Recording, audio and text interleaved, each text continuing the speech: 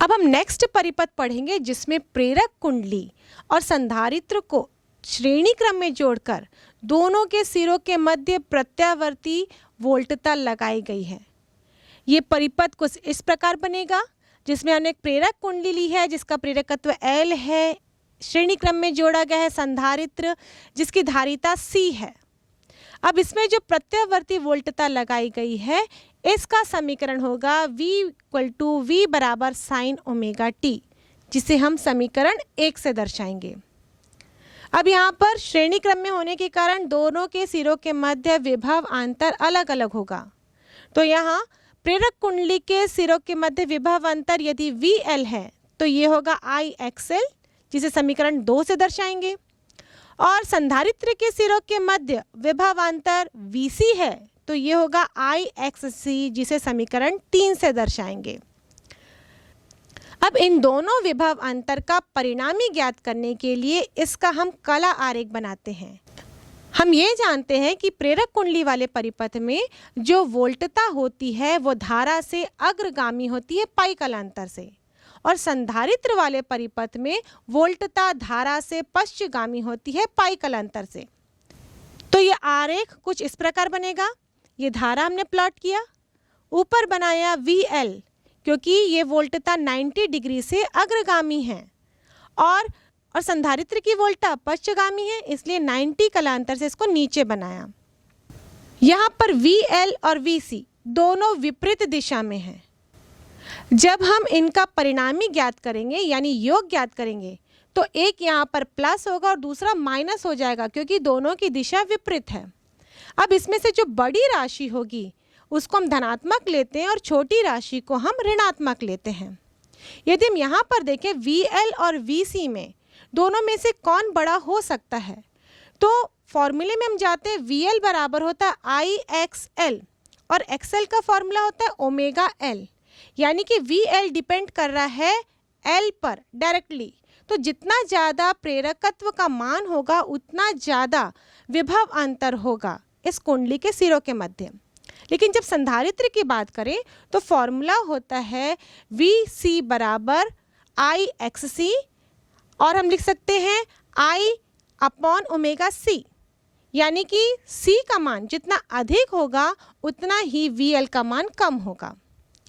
तो दोनों में यदि कंपेयर करें तो जनरली जो प्रेरक कुंडली के सिरों के मध्य विभव अंतर है वो अधिक होता है और संधारित्र के सिरों के मध्य विभव अंतर वो कम आएगा। पर ऐसा ज़रूरी नहीं है, कभी दोनों बराबर भी हो सकते हैं और कभी VC का मान VL से अधिक भी हो सकता है।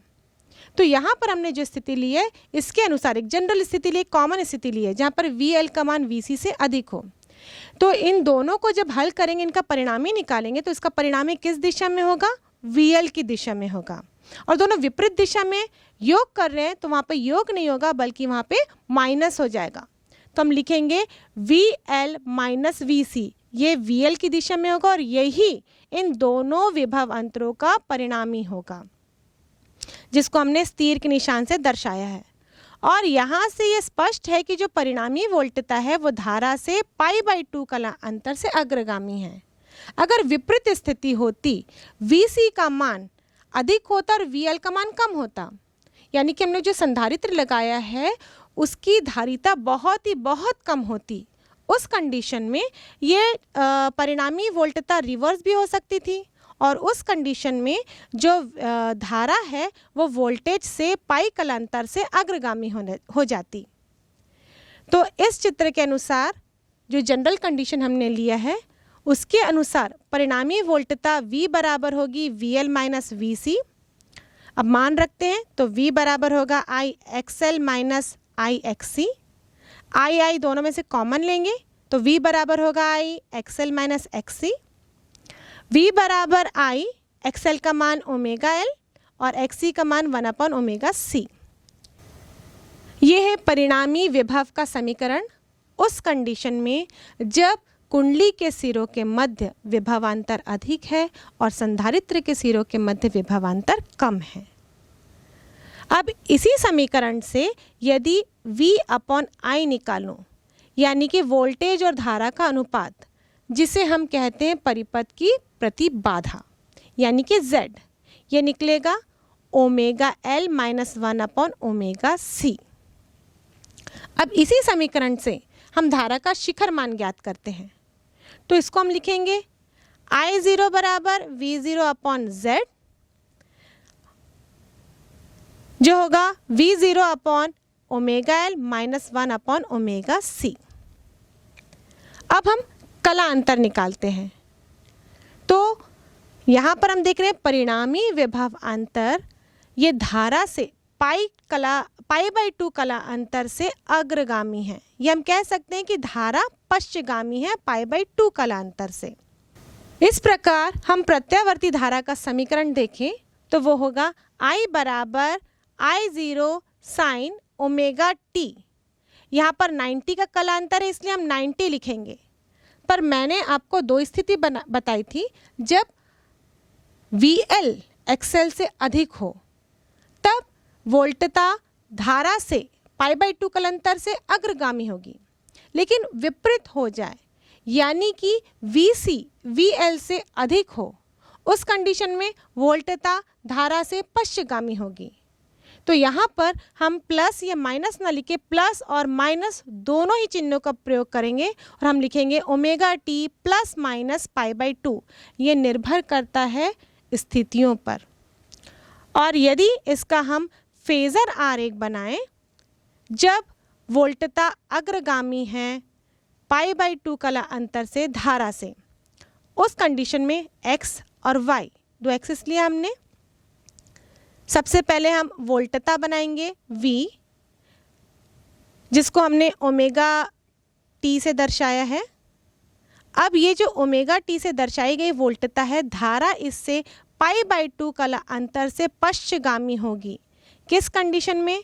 जब VL का मान VC से अधिक होगा, तभी वोल्टता उस दिशा में होगी।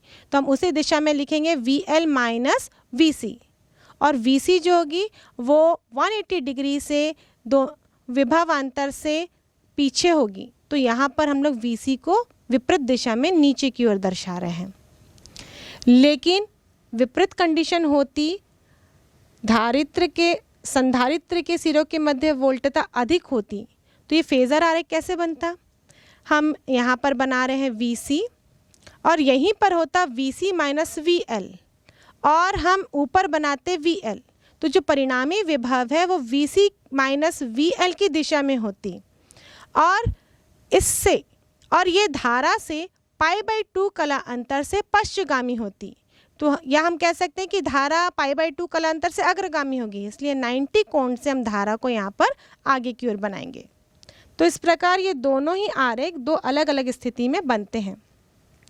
पर ऐसी भी स्थिति होती है जहाँ VL बराबर VC होता है, और जब VL बराबर VC हो उस समय कंडीशन क्या मिलेगी?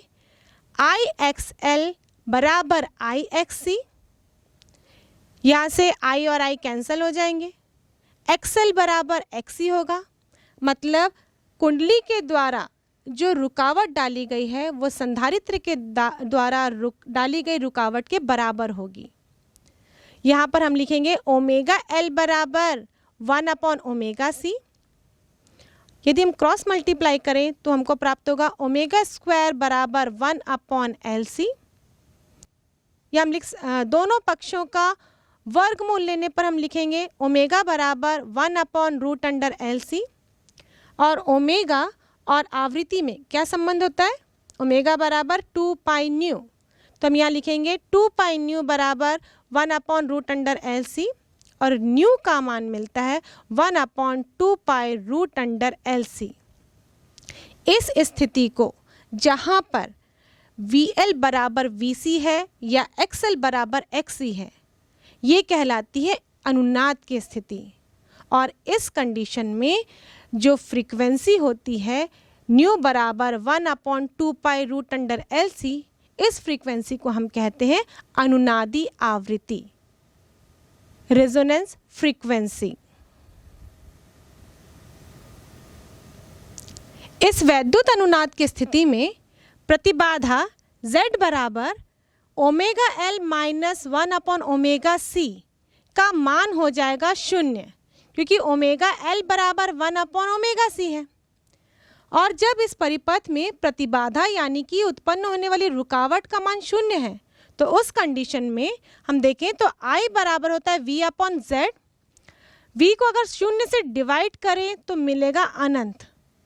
इसका मतलब प्रतिबाधा यदि 0 हो जाती है तो धारा का मान इस परिपथ में अनंत हो जाता है, और इस परिपथ को हम अनुनादी परिपथ के नाम से जानते हैं।